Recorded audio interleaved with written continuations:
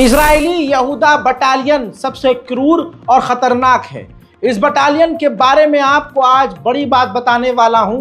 जो इस वक्त ये बटालियन इजराइल में नरसंहार कर रहा है, कत्लेआम कर रहा है, जेल के अंदर बलात्कार कर रहा है, सब कुछ कर रहा है। एक वक्त समय था जब 2022 का वक्त था, साल था, और ऐसे में वेस्ट बैंक ने, इस यहूदा बटालियन ने एक फिलिस्तीनी अमरीकी व्यक्ति को गिरफ्तार किया और एक सुनसान इलाके में ले जाकर टॉर्चर करके मार पीट कर कत्ल कर दिया, मारा गया। गोली नहीं मारी थी लेकिन वो मरा हुआ मिला एक खाली बिल्डिंग के अंदर। उसके हाथ पीछे की तरफ बंधे हुए थे और फिर खुद ही इंक्वायरी करके इजराइल की फौज ने कह दिया कि ये हार्ट अटैक से मरा है, इसको पहले से बीमारी थी। लेकिन बवाल खड़ा हुआ तो इजराइल के 2 फौजियों को सस्पेंड किया गया और अमेरिका ने इन्वेस्टिगेशन बिठा दी, जांच करना शुरू कर दिया और इस बटालियन को अमेरिका ने फंडिंग देना बंद कर दी। ऐसे में आज 2024 आते आते इसी बटालियन के ऊपर से बाइडेन सरकार ने पाबंदी भी हटा ली और जो जांच हो रही थी वो जांच को भी ड्रॉप कर दिया, सस्पेंड कर दिया। अब इसके खिलाफ कोई जांच भी नहीं हो रही है। उल्टा अमेरिका इस स्पेशल यहूदा बटालियन को पैसा और हथियार देने के लिए तैयार हो गया है। ऐसा नहीं लग रहा आपको कि सच में इजराइल के पास अमेरिका के ऐसे खतरनाक राज हैं कि वो सारा खेल पलट देता है। अंदर ही धमकी दे के, अच्छा तुमने अफगानिस्तान में, इराक में ये किया था, दुनिया के सामने हमारी मुसाद रख देगी, औकात में रहो और जो हम कह रहे हैं वह करने दो। मुझे ऐसा लगता है। आपको क्या लगता है? कमेंट कीजिएगा। उधर अभी कुछ घंटे पहले इजराइल ने गाजा के अंदर, ये तस्वीर देख लीजिए, ऐसे हमले किए हैं कि जो टूटे हुए मकान थे पहले से ही, जो लबरेज हो रहे थे, वो भी पूरी तरह से बर्बाद हो गए हैं। इजराइल ने कई इलाकों में खतरनाक हमला करके गाजा में लाशों के ढेर लगा दिए हैं। उधर फिलिस्तीनी अब बेचारे बंजारों से भी बदतर जिंदगी जी रहे हैं। इजराइल यहां हमला करता है, यहां से लोग फिर वहां जाते हैं, जब वहां लोग इकट्ठे हो जाते हैं तो इजराइल वहां हमला करता है। अब गाजा के इलाकों से बाहर निकलते हुए फिलिस्तीनी गाजियंस लोग सलिमन मुनामन व गानिमन मुकर्रमन फी उला तबलुगु सिमाक موطني موطني موطني موطني الجلال والجمال والسناء والبهاء في رباك في رباك والحياة والنجاة والهناء والرجاء في هواك في هواك هل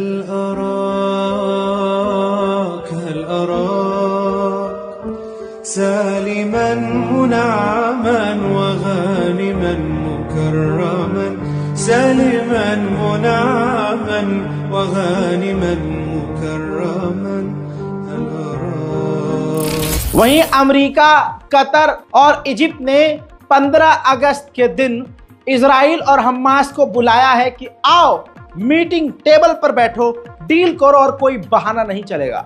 इजराइल राजी भी हो गया है और 15 अगस्त को अपनी डेलीगेशन भेजने को तैयार है। इजराइल के आतंक के खिलाफ नॉर्वे में जबरदस्त प्रदर्शन हो रहा है, जो इजराइल पत्रकारों का नरसंहार कर रहा है। देखिए।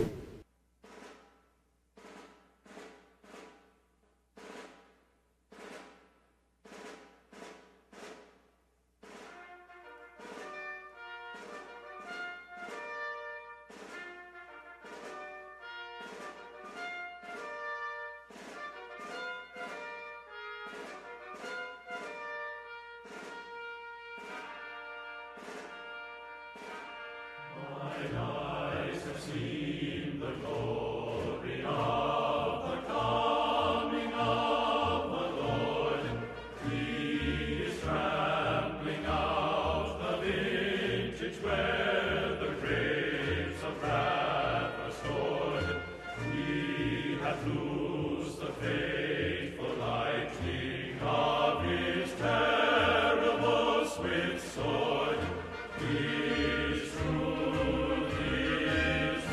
इजराइल के खिलाफ सिर्फ यहां पर नहीं, नॉर्वे में नहीं, बल्कि स्वीडन में भी जमकर प्रदर्शन जारी है दोस्तों।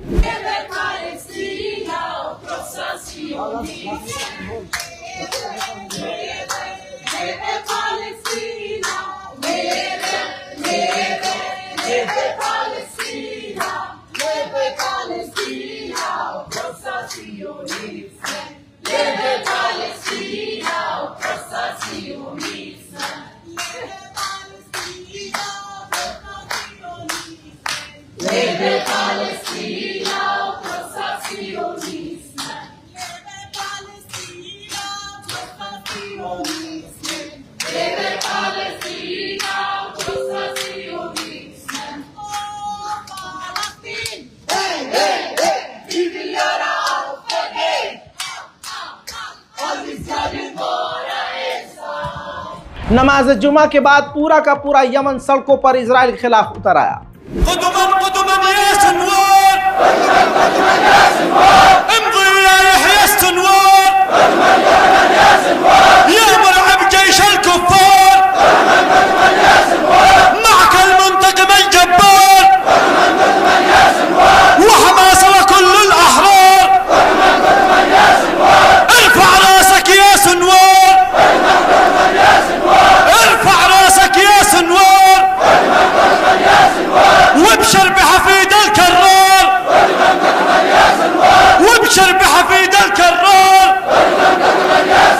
वैसे तो तुर्की से मुझे कोई खास उम्मीद नहीं है, क्योंकि पहले की रिपोर्ट में मैं आपको तुर्की ने जो कांड किया है वो बता चुका हूं, लेकिन यहां पर आपको यह भी दिखाना जरूरी है कि तुर्की ने अपनी ट्रैफिक लाइट के ऊपर, रेड लाइट पर कातिल इजराइल लिखा हुआ है।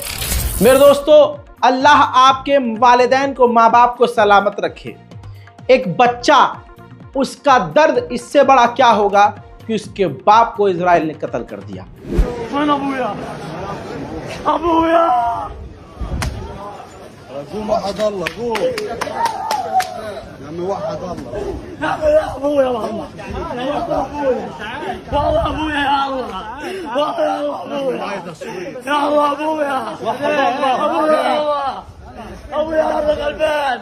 والله ابويا غلبان يا الله ابويا بديش انا يا الله ابويا غلبان يا الله يا ابا حبيبي يابا حبيبي يابا يابا الله انساك يابا والله ما نسيك يابا حبيبي يابا امانه يابا امانه يابا امانه يابا امانه يابا امانه يابا। वहीं मेरे दोस्तों, इजराइल के समर्थन में अमेरिका नंगा हो चुका है।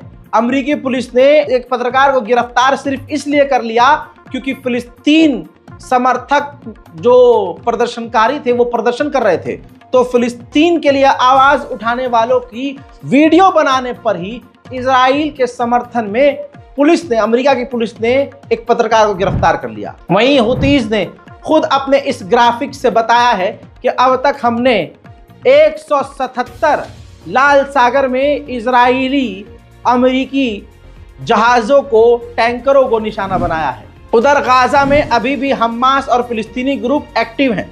तस्वीर देखिए, फिलिस्तीनी ग्रुप ने इजराइल के एक जासूसी ड्रोन को जब्त किया है।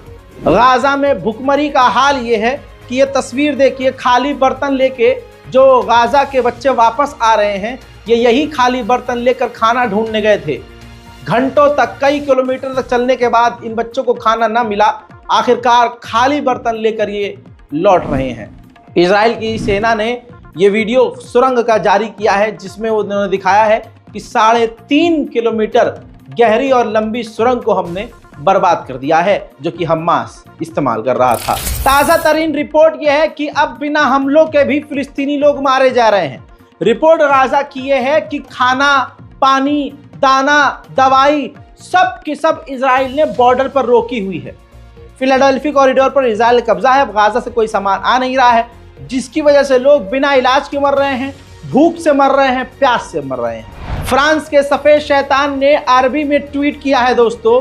इमैनुअल मैक्रोन ने लिखा है कि हम सपोर्ट करते हैं कि अमेरिका, इजिप्ट और कतर ने जिस तरह से डील के लिए दोनों पार्टी को बुलाया है, हम उसका स्वागत करते हैं और हम मांग करते हैं कि जल्द से जल्द ये जंग खत्म हो जाए। उधर ऑस्ट्रेलिया के प्रधानमंत्री ने सफाई दी है कि ऑस्ट्रेलिया कोई भी हथियार इजराइल को नहीं दे रहा है। उधर चाइना ने चुपके से एडवांस रॉकेट सिस्टम जॉर्डन को दिए हैं। अब समझ में नहीं आ रहा है कि जॉर्डन को क्यों दिए, क्योंकि जॉर्डन खुद ईरान के खिलाफ है। क्या उस मिसाइल का इस्तेमाल जॉर्डन ईरान के खिलाफ करेगा? ऑफ कोर्स ईरान के खिलाफ करेगा भाई। वहीं जर्मनी पूरी तरह से इजराइल के साथ है। जर्मनी पूरी तरह से हथियार दे रहा है, आंख बंद करके पैसा खर्चा कर रहा है। लेकिन सर्वे के मुताबिक 68% जर्मनी के लोग इजराइल को हथियार देना नहीं चाहते। अमेरिकी ऑफिशियल जर्नल ने बड़ा खुलासा किया। चैनल पर उसने खुलासा किया कि अमेरिका और इजराइल की फौज मिलकर यमन के अंदर घुस चुकी थी और वो अंसारुल्लाह पर हमला करने की तैयारी में थी, घुस चुकी थी यमन की सरजमीन पर। लेकिन उसी फौज पर, हमारी फौज पर अंसारुल्लाह ने हमला कर दिया, जिसमें हमारे ज्यादातर सैनिक मारे गए। इस खबर को पूरी तरह से ढाक और छुपाया गया, लेकिन सच सामने आ गया। ये कितनी बड़ी खबर है, सोच के देखिए, सुनिए। Well, I can tell you only what I found through open source material. I haven't seen anything classified, but I am reliably told that roughly 70 Israeli so-called commandos or special forces, special operations force types, along with some number of Americans, the total number was 70. How many were Israeli and how many were American mercenaries that were joined in this operation? I don't know what the exact breakdown was, but it was obviously mostly Israeli. And they infiltrated successfully into Yemen, but they were tracked from the moment they infiltrated by overhead satellites, presumably Russian, and the Russians provided this information to the Iranians. सुन लिया, ये खबर छुपाई जा रही है। अब सुनिए, Israel ने पूरी ताकत से लेबनान पर आज फिर हमला किया, जिसमें कई लोग बुरी तरह से मारे गए और कई अभी तक घायल। इजराइल के खतरनाक हमले में हमास के, जी हाँ, लेबनान में जो अटैक किया उसने, हमास के ये 2 लीडर मारे गए हैं। कहा जा रहा है कि इजराइल को ये बड़ी कामयाबी मिली। वहीं इजराइल जो खतरनाक हमला लेबनान पर कर रहा है, जुमे की नमाज के बाद पूरे लेबनान में इजराइल के खिलाफ लोग सड़कों पर आ गए।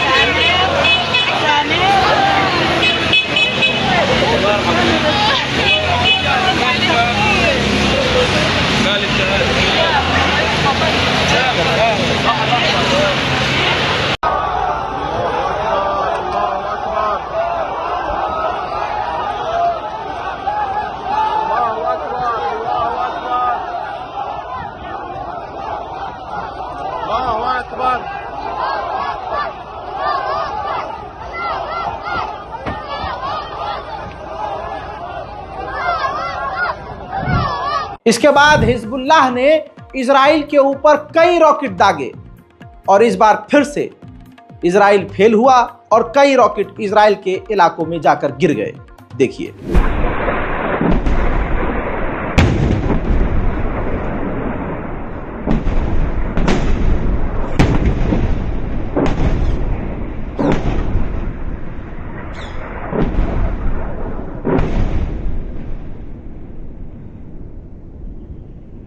נסראללה כלב, בן כלב.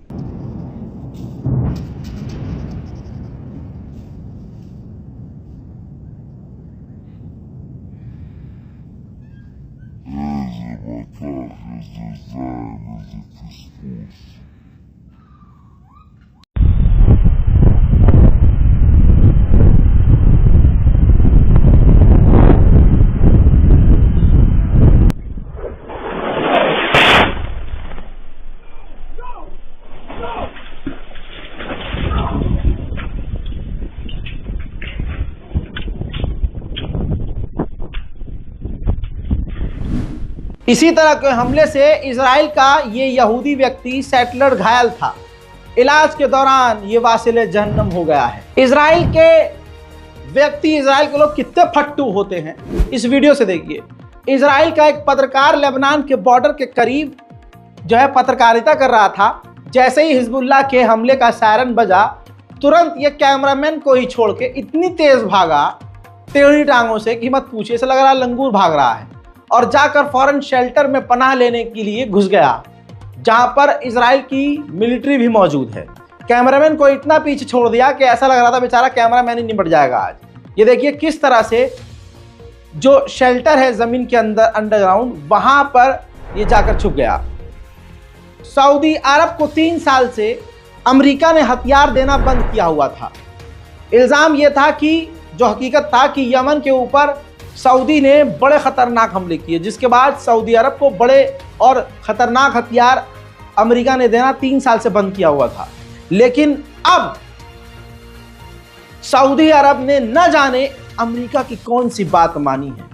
शायद इजराइल की गुलामी मान ली होगी, या शायद इजराइल से नॉर्मलाइजेशन के लिए मान गया होगा। इसके अलावा कोई बात नहीं होगी कि अब सऊदी अरब पर से अमेरिका ने पाबंदी हटा दी है, कानून बदल दिया है, और अब ऑफेंसिव और खतरनाक हथियार सऊदी अरब को अमेरिका देने के लिए तैयार हो गया है। अमेरिकी विदेश मंत्री ने इजराइल के डिफेंस मिनिस्टर से कहा कि मिडिल ईस्ट में जंग किसी को फायदा नहीं पहुंचाएगी, बेहतर यह है कि सीज फायर हो जाए। वहीं इजराइल के हैवान सेटलर्स अमेरिकी एक्टिविस्ट के ऊपर हमला कर रहे हैं, मोलेस्ट कर रहे हैं, परेशान कर रहे हैं। वीडियो सामने है।